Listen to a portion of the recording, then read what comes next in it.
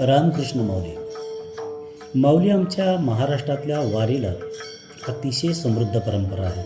कुणी सुरुवात केली हे सांगता येत नसले तरीसुद्धा या वारीची उंची आकाशा एवढी कुणी केली हे निश्चितच सांगता येईल. या वारीमध्ये संत नामदेव महाराजांचा सिंहाचा वाटा आहे.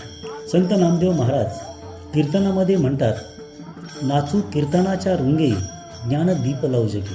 म्हणजे कीर्तनामध्ये आपण रंगून जाऊया आणि ज्ञानाचा दीप प्रज्वलित करूया.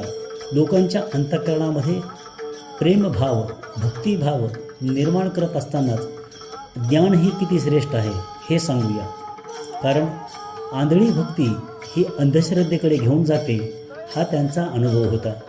म्हणून डोळस भक्ती झाली पाहिजे म्हणून त्यांनी आपल्या कीर्तनामध्ये हा एक बहुआयामी विचार मांडला. त्यांचं कीर्तन पण ते सर्वांग सुंदर होतं. त्याच्यामध्ये नृत्य होतं, संगीत होतं, गायन होतं आणि म्हणून विठ्ठलसुद्धा त्यांच्या कीर्तनामध्ये नाचत होता. तीच कीर्तनाची परंपरा आमच्या महाराष्ट्राच्या संस्कृतीचा आत्मा आहे.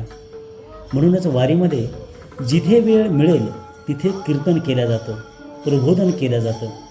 पाली येथे संतोष सोहणी आणि ग्रामस्थांच्या वतीनं आयोजित केलेल्या अन्नछत्र आणि प्रथमोपचार केंद्रामध्ये हा भजन समारंभ सोहळा, हा आनंद सोहळा पाहिल्यानंतर हा आनंद म्हणजे आम्हाला मांदियाळी वाटू लागते.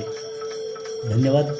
तुमचा मित्र निवेदक सुरेश साळुंके, बीड.